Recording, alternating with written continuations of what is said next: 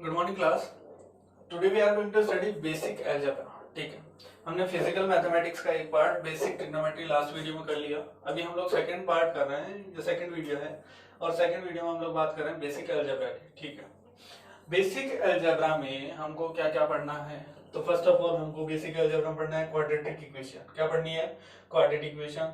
Second हमको कुछ series का पता होना चाहिए, तो अर्थमेटिक प्रोग्रेशन एपी जिसको हम लोग बोलते हैं, ज्योमेट्रिक प्रोग्रेशन जिसको हम लोग जीपी बोलते हैं। नेक्स्ट हमको पढ़ना है बाइनोमियल थ्योरम। तो ये चीजें हमको आज की क्लास में कर देनी है। ठीक है, अच्छा फर्स्ट ऑफ ऑल हम लोग बात करेंगे क्वाड्रेटिक इक्वेशन।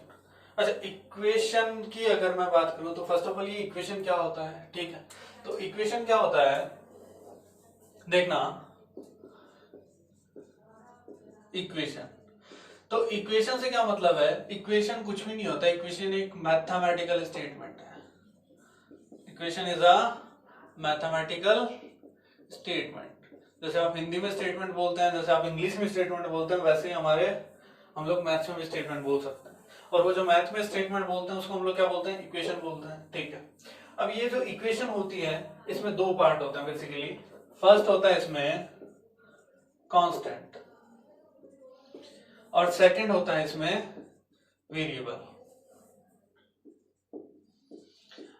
वेरिएबल बोल दो, और इसको हम लोग अननोन क्वांटिटी बोल सकते हैं, जिसकी वैल्यू हमको पता नहीं होती या करनी होती है। ठीक है, कांस्टेंट की बात करें तो कांस्टेंट मतलब क्या होता है? कांस्टेंट वो होते हैं जिनकी वैल्यू चेंज नहीं होती कभी भी। ठीक है, तो कांस्टेंट की बात करूंगा तो कांस्टेंट के लिए अगर मैं एग्जांपल दूं तो ये हो गया, जैसे कि 2 हो गया, 3 हो गया, 4 हो गया, 5 हो गया, ये सारे के सारे क्या होते हैं?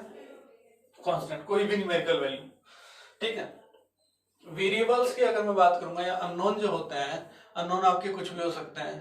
ठीक है, जैसे कि मैंने लिख दिया एक्स, वाई, जेड, ऐसा करके कुछ भी हो सकता है, A B C P Q R, कुछ भी।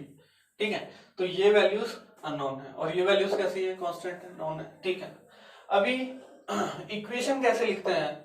तो इक्वेशन मैंने जो कुछ ऐसा लिखा, लेट सपोज देखना, जैसे कि x प्लस 5 इक्वल्स टू 3, ये मैंने लिखा। ठीक है, तो ये क्या हो गया? ये एक रिलेशन बता रहा हमको। ठीक है, यहां से अगर मैं सॉल्व करके लिखना चाहूं तो x इक्वल टू कितना आ गया? माइनस का 2, ये हिसाब किताब। ठीक है, अच्छा ऐसे अगर मैं लिखना चाहूं तो मैंने जैसे लिखा y प्लस 5 इक्वल्स टू 8। अगर मैं इसको सॉल्व करूंगा तो y इक्वल्स टू कितना आ रहा है? 3 आ रहा है। जैसे मैंने लिखा 2x माइनस 6 इक्वल्स टू 0। ठीक है, तो इस टाइप से यहां से अगर मैं इसको सॉल्व करूंगा तो हो जाएगा x इक्वल्स टू 3। ठीक है, अच्छा यहाँ नोटिस करने वाली बात क्या है? नोटिस करने वाली बात ये है कि यहाँ एक वेरिएबल है, और उसको सॉल्व करने के लिए हमारे पास इक्वेशन भी कैसी है? एक ही इक्वेशन है। ठीक है, एक सिंगल इक्वेशन से हम एक सिंगल वेरिएबल को सॉल्व कर सकते हैं। ठीक है, कहने का मतलब क्या? कहने का मतलब ये कि अगर हमारे पास वेरिएबल ज्यादा हुए तो हमको ज्यादा इक्वेशंस की रिक्वायरमेंट होगी। ठीक है, एक सिंगल इक्वेशन से केवल एक ही वेरिएबल हम लोग क्या कर सकते हैं? फाइंड आउट कर सकते हैं। ठीक है, अभी जैसे कि अगर मैंने कुछ ऐसा लिखा, ये x plus Y equal to 10 लिखा मैंने। ठीक है, अभी अगर आपको ये सिंगल इक्वेशन गिवन है तो आप इसमें, अच्छा इसमें वेरिएबल्स देखना, तो यहाँ x वेरिएबल है, y वेरिएबल है, तो यहाँ दो वेरिएबल हो गए। अच्छा दो वेरिएबल हो गए, इक्वेशन एक है, इसको हम लोग सॉल्व नहीं कर सकते। ठीक है, अभी इसको सॉल्व करने के लिए हमको एक और इक्वेशन रिक्वायर्ड है। लेट सपोज जैसे सेकंड इक्वेशन आपको गिवन है x minus Y equal to 4। ठीक है, अभी हम इन दो इक्वेशंस को सॉल्व कर सकते हैं। ठीक है, अभी इन दो इक्वेशंस को सॉल्व कैसे करेंगे? लेट सपोज जैसे मैंने ये इक्वेशन दे रखी है x plus Y equal to 10, x minus Y equal to 4। अच्छा यहां से अगर मैं क्या कर दूं? इन दोनों को ऐड कर दूं, ऐड करूंगा तो कितना हो गया? 2x, इधर कितना हो गया? 14, तो x इक्वल टू कितना आ गया? 7 आ गया। ठीक है, अभी x की वैल्यू 7 उठा के यहाँ पुट करो तो y इक्वल टू आ जाएगा 3। तो इस टाइप से। ठीक है, तो अगर हमारे पास दो इक्वेशन है तो हम दो वेरिएबल्स को सॉल्व कर सकते हैं। बात समझ में आ रही है? ठीक है, तो यहां से मैं सीधा सीधा एक कंक्लूजन निकाल सकता हूं, और वो कंक्लूजन ये कि जितने वेरिएबल उतनी इक्वेशन। क्या? जितने वेरिएबल उतनी इक्वेशन हमको रिक्वायर्ड है। ठीक है, तो इक्वेशन क्या होता है और इक्वेशन को हम लोग सॉल्व कैसे कर रहे हैं वो समझ में आ रहा है। ठीक है, अभी नेक्स्ट आगे बात करते हैं तो क्वाड्रेटिक इक्वेशन। अभी क्वाड्रेटिक इक्वेशन से क्या मतलब है? ठीक है, अभी क्वाड्रेटिक इक्वेशन से मतलब है अभी लास्ट जो इक्वेशंस हमने देखी थी जिनको हम लोग लीनियर इक्वेशंस बोल सकते हैं, ठीक है, अभी जो भी हमने एग्जांपल देखे थे वो सारे लीनियर एग्जांपल थे, ठीक है। तो लीनियर इक्वेशंस में क्या होता है, x टू पावर कितना था, 1 था। अभी x टू पावर 1 था, दैट्स व्हाई x का वैल्यू कितना निकला था, 1, सिंगल वैल्यू निकला था, एक वेरिएबल एक वैल्यू, ठीक है। क्वाड्रेटिक इक्वेशन क्या होता है, क्वाड्रेटिक इक्वेशन मतलब एक ऐसा इक्वेशन जिसमें वेरिएबल तो एक है, क्या, जिसमें वेरिएबल तो एक है, लेकिन इस वेरिएबल की वैल्यूज जो निकलने वाली है वो निकलने वाली है 2, कितनी, 2। देखो क्वाड्रेटिक इक्वेशन देखना। अब क्वाड्रेटिक इक्वेशन की बात करता हूं तो क्वाड्रेटिक इक्वेशन क्या होता है या फिर इसको समझना, ठीक है।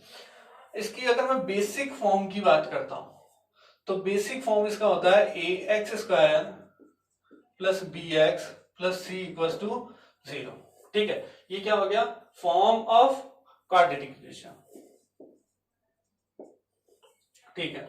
अभी यहां x टू पावर कितना आ रहा है, 2 आ रहा है, कितना है, 2। अभी x टू पावर 2 आ रहा है, दैट्स व्हाई यहां पे x की जो वैल्यूज निकलेंगी वो कितनी निकलेंगी, 2 वैल्यूज हमारे पास निकलेंगी, ठीक है। तो दैट्स व्हाई हम लोग इसको क्या बोल रहे हैं, क्वाड्रेटिक इक्वेशन बोल रहे हैं, क्या बोल रहे हैं, क्वाड्रेटिक इक्वेशन, ठीक है। अब इस क्वाड्रेटिक इक्वेशन को सॉल्व कैसे करते हैं, तो इसका सॉल्यूशन बहुत इजी है, ठीक है। इसका जो सॉल्यूशन होता है ये होता है x equal to minus B plus minus under root of B square minus 4ac upon 2a, ठीक है। अच्छा, यहां पे x स्क्वायर का जो मल्टीपल है वो है आपका a, y स्क्वायर का जो मल्टीपल है वो आपका b, और जो कांस्टेंट है वो क्या हो गया आपका c। ये सारी वैल्यूज अगर हम लोग यहाँ पुट करेंगे तो ये हमारे पास x की वैल्यू निकल के आएगी, ठीक है। अभी मैं बोल रहा हूँ इसकी 2 वैल्यूज निकलेंगी, तो 2 वैल्यूज के लिए यहां आपको दिख रहा है प्लस भी है और माइनस भी है, ठीक है। तो अगर मैंने यहाँ पॉजिटिव साइन लगाया तो ये हो गया जैसे फर्स्ट वैल्यू, तो minus B plus under root of B square minus 4ac upon 2a। और सिमिलरली अगर मैं इस पॉजिटिव की जगह नेगेटिव साइन लूंगा तो ये हो गया second value, minus B minus under root of B square minus 4ac upon 2a। तो ये इस क्वाड्रेटिक इक्वेशन के सॉल्यूशन हो गए, जिनको हम लोग रूट्स भी बोलते हैं, क्या बोलते हैं, रूट्स, ठीक है। आगे देखना, ठीक है। तो ये यहां से इसका सॉल्यूशन समझ में आ रहा है, ठीक है। सॉल्यूशन क्या हो गया, x equal to minus B plus minus under root of B square minus 4ac upon 2a, ठीक।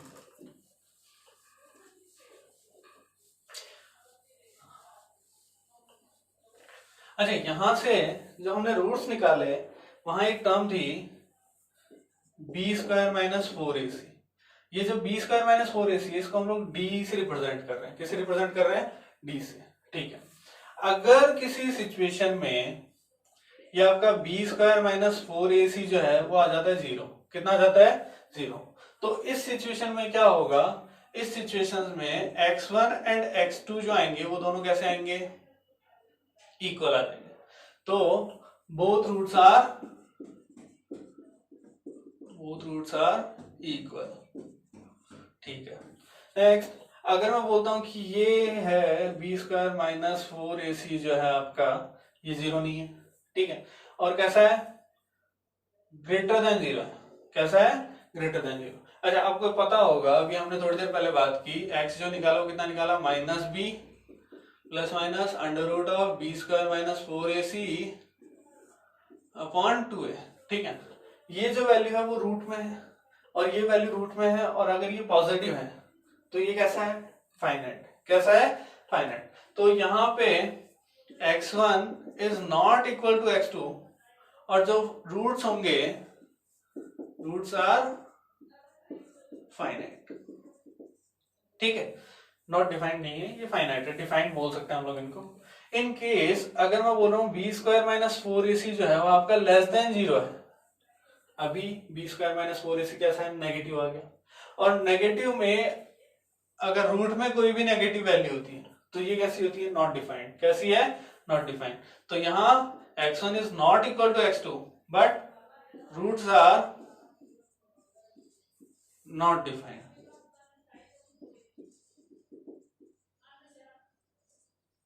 ठीक है, तो ये कुछ बेसिक सॉल्यूशन है किसके लिए, क्वाड्रेटिक इक्वेशन के लिए। ठीक है, अभी हम लोग एक सॉल्व करके देख लेते हैं, एक बिल्कुल इजी सी छोटी सी बेसिक सी इक्वेशन। ठीक है, देखना,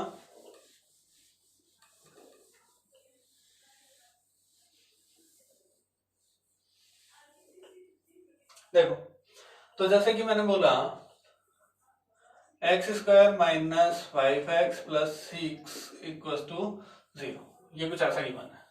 तो यहां देखेंगे, अच्छा first of all quadratic equation होने के लिए रिक्वायर्ड कंडीशंस जो हैं वो उनकी बात कर लेते हैं एक बार। ठीक है, अभी हमने जनरल फॉर्म की बात की, क्वाड्रेटिक इक्वेशन का जो जनरल फॉर्म होता है वो होता है ax square plus bx equal to c।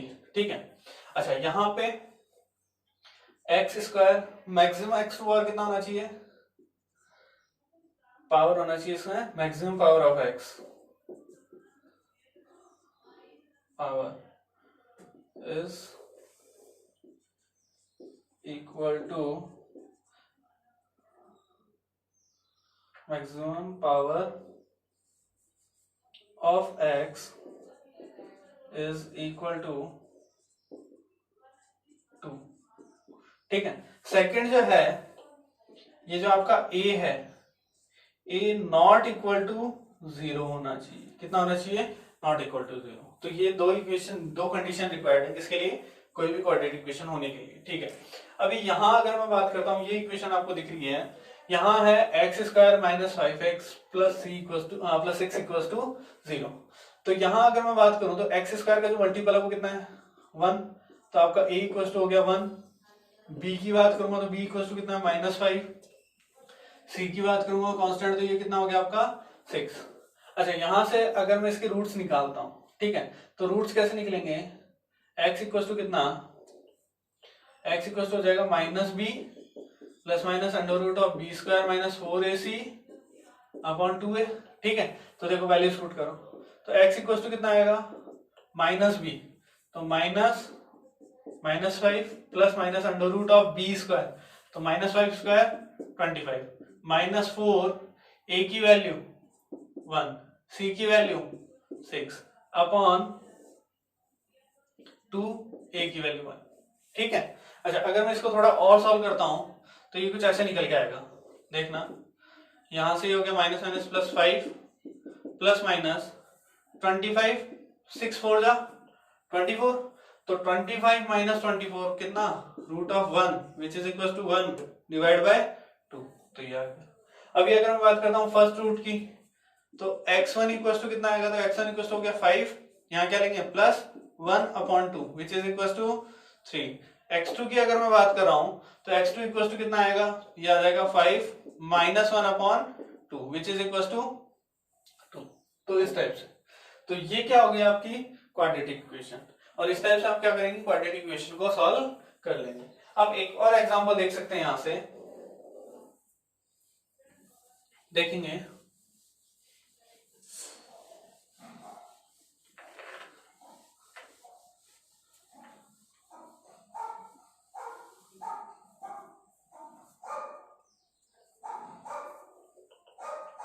Let's suppose जैसे कि मैंने आपको 2x square minus 5x plus 3 equal to 0, ये एक इक्वेशन गिवन है। ठीक है, अच्छा यहाँ x2 बार कितना आ रहा है, 2 आ रहा है, तो ये क्वाड्रेटिक इक्वेशन। और अगर x स्क्वायर का मल्टीपल देखेंगे तो x स्क्वायर का मल्टीपल कितना है, 2 which is not equal to 0। तो ये कंफर्म हो गया कि ये क्वाड्रेटिक इक्वेशन है। a की वैल्यू कितनी है यहाँ पे 2, b की वैल्यू कितनी है -5, c की वैल्यू कितनी है, तो c इक्वल टू हो गया हमारा 3, इस टाइप से। ठीक है, x की अगर मैं बात करूंगा तो x इक्वल टू हो जाएगा -b plus minus under root of B square minus 4ac upon 2a। ठीक है, तो -b, तो minus minus of 5 plus minus under root of B square which is 25 minus 4, a की वैल्यू 2, c की value 3 upon 2a। ठीक है, देखो minus minus plus 5 plus minus under root of 25 minus 24 divide by कितना आ रहा है, डिवाइड बाय हो गया 4। ठीक है, तो यहां से x इक्वल टू हो गया 5 प्लस माइनस 1/4। ठीक है, अभी x1 की अगर मैं बात करूंगा तो एक बार पॉजिटिव लिखेंगे, तो 5 + 1/4 which is equal to 6/4 which is 3/2। ठीक है, x2 की बात करेंगे तो x2 के लिए नेगेटिव साइन लेंगे, तो 5 - 1/4 विच इज इक्वल टू 4/4 1। तो x1 एंड x2 आ गया आपके पास में, x1 आ गया 3/2 एंड x2 आ गया आपका 1। ठीक है, तो ये हो गया हमारा क्वाड्रेटिक इक्वेशन। ठीक है, अभी अगर किसी सिचुएशन में या कोई इक्वेशन ऐसी मिल जाए जहां x2 पावर मैक्सिमम कितना है, 2 से ज्यादा है, तो उसको हम क्वाड्रेटिक इक्वेशन नहीं बोलेंगे, उसको हम लोग पॉलिनोमियल बोलेंगे। क्या बोलेंगे? पॉलिनोमियल। और उसको भी सॉल्व करने का सिमिलर सा तरीका है। ठीक है, वहां फॉर्मूला जो है वो हम लोग ये अप्लाई नहीं करेंगे, वहां हम लोगों को इक्वेशन सॉल्व करनी पड़ेगी। ठीक है, आगे बात करते हैं। ठीक है, तो क्वाड्रेटिक इक्वेशन क्या होता है ये हमने पढ़ लिया, ये हमको समझ में आ गया। आगे बात करते हैं, तो आगे आता है आपके पास में अर्थमेटिक प्रोग्रेशन, सीरीज पे आ जाते हैं। ठीक है, अब ये अर्थमेटिक प्रोग्रेशन से क्या मतलब है? अर्थमेटिक प्रोग्रेशन से मतलब है एक ऐसी सीरीज, एपी बोल रहे हैं हम लोग इसको, एक ऐसी सीरीज जिसमें प्रीवियस वैल्यू में कुछ वैल्यू हमको क्या करनी है, ऐड करनी है, एक कांस्टेंट वैल्यू हमको क्या करनी है, ऐड करनी है। ठीक है, जैसे कि अगर मैं बात कर रहा हूं तो यहां जैसे कि फर्स्ट टर्म सपोज करो ए, अब ए में मैंने क्या किया, कांस्टेंट ऐड कर दिया, लेट सपोज की कांस्टेंट की वैल्यू कितनी है, डी। कितनी? डी। तो सेकंड टर्म क्या मिला मेरे को, ए प्लस डी। सिमिलरली थर्ड क्या करना है, इसी में डी और ऐड कर दो, तो ए प्लस डी कितना हो जाएगा, 2d। थर्ड नेक्स्ट वैल्यू ए प्लस 3d, ऐसे करके चलता जाएगा। तो ये क्या हो गया आपका अर्थमेटिक प्रोग्रेशन। अगर क्या हो रहा है, एक प्रीवियस वैल्यू में एक कांस्टेंट वैल्यू कंटिन्यूअसली क्या होती जा रही है, इंक्रीज होती जा रही है, तो ये क्या होगा आपका अर्थमेटिक प्रोग्रेशन। ठीक है, अभी अर्थमेटिक प्रोग्रेशन के लिए अगर आपसे पूछा है टर्म, कौन सी टर्म, nth टर्म, तो यहाँ nth टर्म का जो फॉर्मूला आएगा वो आएगा a, फर्स्ट टर्म हो गया आपका, कौन सी टर्म निकाली, n निकाली है, तो n - 1 इंटू कॉमन डिफरेंस। ठीक है, अच्छा अगर आपसे पूछा जाए सम ऑफ n टर्म्स, तो s nth जिसको हम लोग बोल रहे हैं, s nth क्या होगा, ये हो जाएगा आपके पास में फॉर्मूला क्या है, ध्यान से देखना, n/2 कितना, n/2 2a plus n - 1 into D. ये क्या हो गया आपका nth टर्म का सम हो गया। ठीक है, अभी नेक्स्ट आगे बात करता हूं, तो नेक्स्ट है आपका ज्योमेट्रिक प्रोग्रेशन। अब ये क्या होता है, ये क्या होता है देखना, अगर हम किसी वैल्यू में एक कांस्टेंट कंटिन्यूअसली क्या करते जा रहे हैं, मल्टीप्लाई करते जा रहे हैं, तो क्या मिलेगा हमको, तो मिलेगा हमको जीपी। क्या मिलेगा, जीपी, ज्योमेट्रिक प्रोग्रेशन। तो जीपी क्या हो गया, जैसे सपोज करो फर्स्ट टर्म कितना आपका ए, सेकंड टर्म कितना होगा, तो ए में एक कांस्टेंट वैल्यू हमने क्या कर दी, मल्टीप्लाई कर दी। अच्छा, अब इसकी अगली टर्म में आर को फिर से मल्टीप्लाई करूंगा तो कितना हो जाएगा, आर इसका है, इसको कॉमन रेशियो बोलते हैं हम लोग। अगली टर्म में a इंटू आर क्यूब हो जाएगा, तो ये चलता जाएगा आगे। ठीक है, अच्छा अब इसमें मेरे को nth टर्म निकालनी है, तो nth टर्म का जो फॉर्मूला हो गया ये हो जाएगा a common ratio to power n minus, कितना, a r to power n minus 1। ठीक है, अगर आपको n टर्म्स का सम निकालना है, क्या निकालना है, सम, तो सम कैसे निकलेगा, इसका फॉर्मूला क्या होता है, तो ये होता है a 1 minus r to power n divide by 1 minus r। अच्छा ये कब है, ये आपको तब अप्लाई करना है when r is less than to 1। ठीक है, अगर आपका अगर आपका r जो ग्रेटर देन 1 है, तो इस सिचुएशन में ये थोड़ा सा चेंज हो जाएगा, s nth इक्वल टू कितना हो जाएगा, a 1 minus r to power n upon 1 minus r, r to power n minus 1 upon r minus 1। ठीक है, ये कब अप्लाई करना है, r इज ग्रेटर देन 1, ये सिचुएशन। अच्छा अगर आपसे पूछा जाए सम ऑफ इन्फिनिटी टर्म्स, अगर इन्फिनिटी टर्म्स हैं, तो फॉर इंफिनिटी टर्म्स, तो देखना फर्स्ट सिचुएशन, अगर मैं बोल रहा हूं आपका r जो है वो लेस देन 1 है, तो यहां इसमें बात करते हैं, यहाँ r टू पावर कितना n इक्वल टू कितना इन्फिनिटी, r क्या है लेस देन 1, और लेस देन 1 टू पावर अगर मैं इन्फिनिटी लगाऊंगा तो ये कितना आएगा 0 आ जाएगा, कितना आ जाएगा 0, तो s इन्फिनिटी इक्वल टू आ जाएगा आपके पास में a 1 माइनस r। और सेकंड सिचुएशन, अगर मैं बोलता हूं r जो वो ग्रेटर देन 1 है, अभी r की वैल्यू ग्रेटर देन 1 और ग्रेटर देन 1 पे पावर इन्फिनिटी, तो ये क्या हो गया काफी ज्यादा हो गया, और काफी ज्यादा हो गया तो ये जो s इन्फिनिटी आएगा ये अपने आप में एक इन्फिनिटी टर्म आ जाएगी, ठीक है, तो ये खुद एक इन्फिनिटी हो गया, ठीक है, तो ये हिसाब किताब। अभी इसके अलावा हम अगर बात करें, जैसे सीरीज में ही बात कर लेते हैं, तो सीरीज में हमको कुछ एक चीजें और पता होनी चाहिए, जैसे कि कुछ बेसिक से फॉर्मूले हैं, वो मैं आप लोगों को बता देता हूं।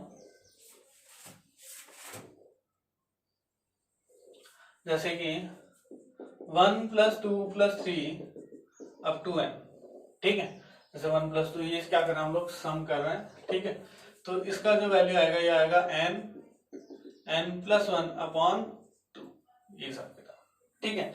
अगर मैं आगे बात करूं तो ये जैसे कुछ ऐसा, जैसे 1 + 2² + 3² + n², अगर कुछ ऐसा है, ठीक है, तो ये हो जाएगा आपके पास में n+1 2n+1/6 आएगा, ठीक है।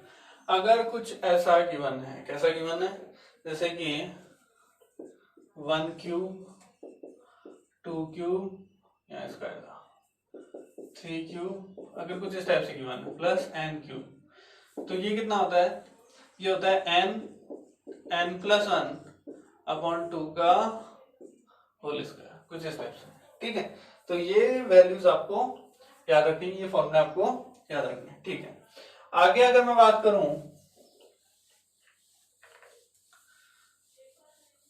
तो आगे आपको आगे आ जाता है, नेक्स्ट आ जाता है बाइनोमियल थ्योरम। क्या आ जाता है, बाइनोमियल थ्योरम।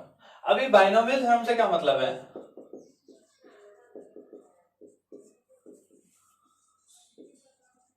ठीक है, बाइनोमियल थ्योरम की बात कर लेते हैं। बाइनोमियल थ्योरम हमको क्या बोलता है, बाइनोमियल थ्योरम हमको बोलता है कि अगर आपको कुछ ऐसा गिवन है a + b⁴n, तो इसको कैसे सॉल्व करेंगे, तो इसको सॉल्व करने का सीधा तरीका देखना, फॉर्मूला है, इसको कैसे स्प्लिट करना है, यहां लिखेंगे a⁴n, क्या लिखेंगे a⁴n प्लस सेकेंड टर्म हो गया आपके पास में n मल्टीप्लाई में a⁴n-1 और b⁴1, ये हिसाब किताब। जो नेक्स्ट टर्म आएगा ये आ जाएगा आपके पास n × n-1 डिवाइड बाय 2 × 1 और a² हो गया n-2 और ये हो जाएगा b², ठीक है। अच्छा नेक्स्ट टर्म की बात कर लो, तो ये हो जाएगा आपके पास n-1 n-2 अपॉन 3 × 2 × 1, a² हो गया n-3 और b² हो गया 3, तो इस टाइप से ये आगे चलता जाएगा। यहाँ a की पावर एक करके कम होती जा रही है और b की पावर 0 से 1 फिर 2 फिर 3 एक करके इंक्रीज होती जा रही है, तो ये हिसाब किताब, ठीक है। इसका एक और मेथड है या फिर एक और रिप्रेजेंटेशन है, इसको हम लोग कुछ ऐसा लिख सकते हैं, जैसे कि ये छोड़ो बाद में देखते हैं, ठीक है। तो ये बाइनोमियल थ्योरम हो गया आपका, ठीक है। यहां से अगर हम लोग बात करें, जैसे कि अगर मैं बात कर रहा हूं a + b² ही बात कर लो, ठीक है, तो ये कितना आएगा, इसको अगर मैं एक्सपेंड करता हूं तो ये हो गया a², ठीक है, फिर 2 बार मल्टीप्लाई में a² 2 - 1 b²1 plus next term कितना होगा, तो नेक्स्ट टर्म हो जाएगा 2 -1/2 a² 2 - 2 और b², सही है। अच्छा इसके आगे अगर मैं बात करूंगा तो a² नेगेटिव आ जाएगा, तो आगे वाले टर्म्स की बात हम नहीं कर रहे, तो ये क्या हो गया देखना, a² + 2ab ये कैंसिल आउट हो गया, ये 0, a to power 0, a to power 0 कितना हो गया 1, 2 माइनस 1 1, तो यहाँ क्या बचा b स्क्वायर। तो ये हमारे पास फॉर्मूला निकल के आ गया किसका, a प्लस बी का होल स्क्वायर। अच्छा ऐसे ही अगर मैं बात करता हूँ जैसे कि a प्लस बी क्यूब, ठीक है, तो ये कितना आने वाला है देखना, ये हो जाएगा आपके पास a क्यूब, ठीक है, a क्यूब के बाद 3 मल्टीप्लाई में a square b to power 1, ठीक है, फिर नेक्स्ट जो टर्म आएगा वो कितना आ जाएगा, वो आ जाएगा आपके पास में ये हो गया 3 मल्टीप्लाई बाय 2, ठीक है, n into N minus 1 upon नीचे कितना 2, और ये हो जाएगा a to power 3 minus 2 b to power 2, और जो लास्ट टर्म होगा वो हो जाएगा आपके पास में आपको 3 multiply by 2 multiply by 1 divide by 3 multiply by 2 multiply by 1 a to power 0 and b to power 3, ये हिसाब किताब। अभी अगर मैं इसको थोड़ा सॉल्व करता हूं तो ये कुछ ऐसा आ रहा है देखना, a क्यूब, यहां आ रहा है 3a स्क्वायर b, यहां आ रहा है 3b स्क्वायर a। अच्छा उधर लास्ट में क्या हो गया, ये टर्म कैंसिल आउट हो गया, तो यहां बचा b क्यूब, ये कितना हो रहा है 3ab मैंने कॉमन लिया, यहां बचेगा a और यहां बचेगा b, तो ये फॉर्मूला निकल के आ गया मेरे पास किसका, a प्लस बी का होल क्यूब। तो ये फॉर्मूला आप डायरेक्ट याद रख सकते हैं, ठीक है। तो इस टाइप से हम लोग क्या करते हैं, ये आपका बाइनोमियल थ्योरम, ठीक है। इसका एक और रिप्रेजेंटेशन है, उसकी भी हम लोग बात कर लेते हैं, ठीक है। इसका हम लोग कुछ इस फॉर्म में भी लिखते हैं, देखना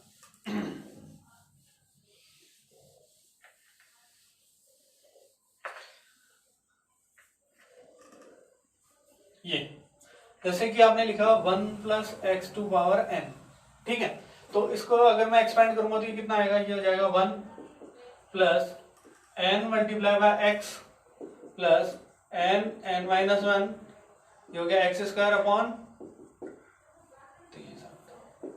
ये आगे सोन चलता जाएगा, ठीक है।